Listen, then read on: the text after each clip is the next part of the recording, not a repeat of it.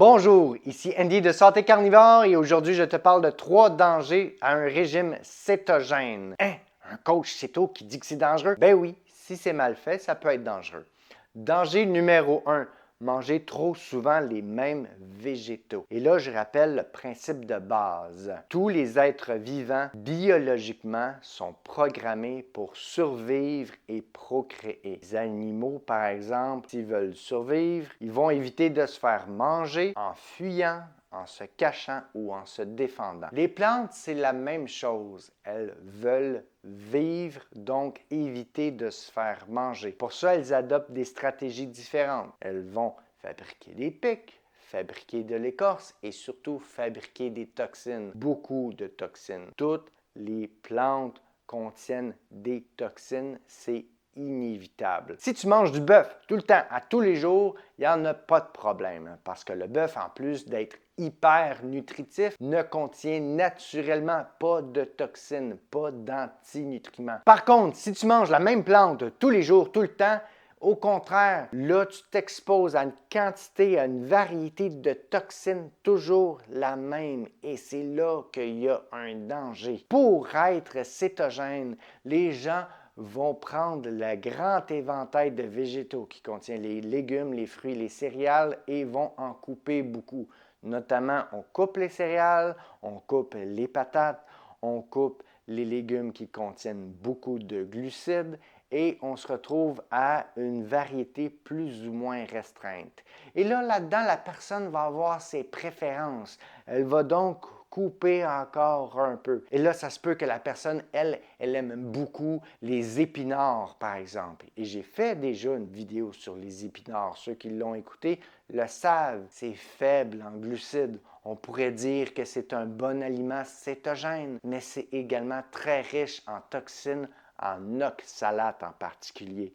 Et là, ce n'est pas parce que la personne mange des épinards 3 jours de suite qu'elle va avoir des problèmes. L'oxalate, ça s'accumule sur le long terme dans le corps humain.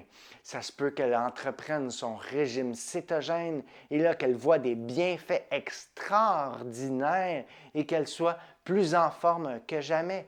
Mais après quelques mois à manger continuellement ces épinards, oh, il y a quelque chose qui commence à clocher dans son corps. Donc, c'est à faire attention.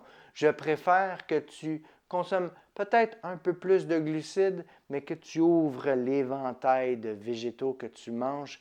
Question de varier ton exposition aux toxines. Et en cas de doute, mange la viande. Ça va être correct. Également, dans les communautés céto, on voit souvent des ingrédients qui se répètent, qui passent à profusion dans plusieurs recettes.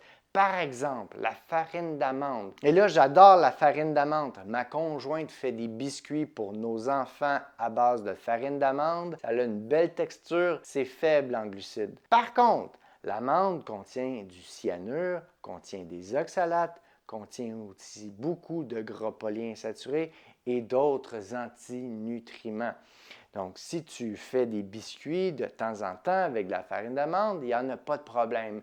Mais si tes repas quotidiennement, à tous les jours, tu utilises de la farine d'amande pour venir faire quelque chose d'amusant, ça se peut qu'il y ait un danger à ce niveau-là. Donc, fais attention de varier tes ingrédients également. En cas de doute, mange de la viande. Danger numéro 2, les gras polyinsaturés. Et là, je ne rentrerai pas dans le détail des gras aujourd'hui, ça va être le sujet d'une autre vidéo, mais il faut garder en tête qu'il y a des gras saturés, des monoinsaturés, des polyinsaturés et en dessous de ça, il y a des sous-catégories à ça. Donc, dans chacun, il y en a des bons, il y en a des pas bons. C'est assez complexe. Mais si on retourne à la base, au niveau ancestral, les humains, ça fait au-dessus de 3 millions d'années qu'ils consomment de la graisse animale.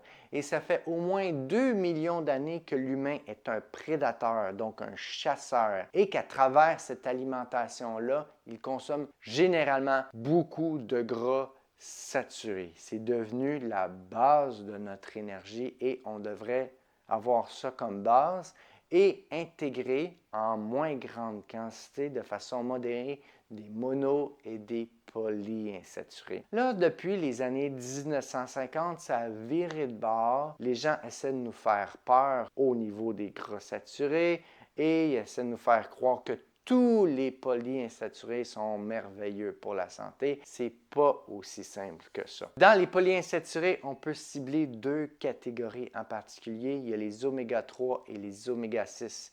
Les oméga 3 sont généralement considérés anti-inflammatoires. Les oméga 6, généralement considérés pro-inflammatoires.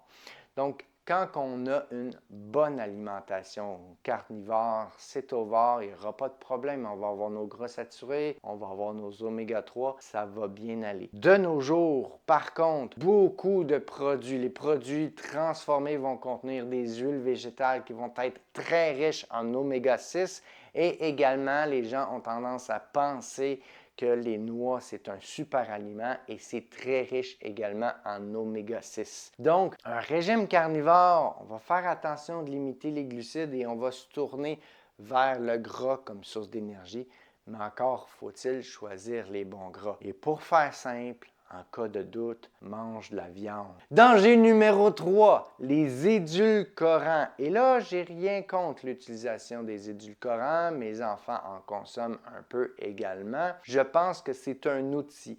Partir du régime alimentaire canadien standard pour se diriger vers quelque chose de cétogène ou carnivore, ça peut nous aider dans cette transition-là, mais il y a quand même quelques trucs à faire attention. Le premier truc, c'est que si ça goûte sucré, ça veut dire que nos papilles gustatives le détectent. Si les papilles le détectent, l'information se rend au cerveau. Donc, le cerveau pense qu'on mange quelque chose de sucré. Si toi, tu as une addiction au sucre, que c'est un de tes objectifs de consommer moins de sucre, de te défaire de cette addiction-là, les édulcorants peuvent te nuire en nourrissant cette addiction au sucre-là.